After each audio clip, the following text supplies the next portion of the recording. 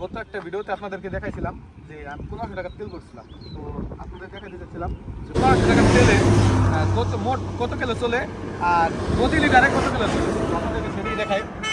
তো আমি 1500 টাকার তেলে পাইছিলাম হচ্ছে 12 লিটার তেল, মানে 12 লিটার তেলের দাম আছে 1476 টাকা কি, 12 লিটার তেল পাইছিলাম। তো আমার চলছে হচ্ছে 453 কিলো। যে তেল আছে আরও 30 কিলোর মতো চলবে, যেহেতু আমি আবার তেল ভরতে দাও পাম্পে, যার কারণে আসলে আপনাদেরকে দেখাই যে আমার।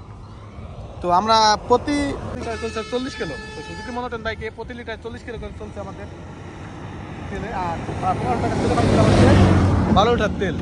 তো 12 লিটার তেলে আমাদের টোটাল আমরা একটা হিসেব করছি যে 480 কিলো চলছে, মানে 453 কিলো আর 30 কিলোর মতো চলবে। তো 480 কিলো, তো 480 কিলো চললে 40 কিলো করে।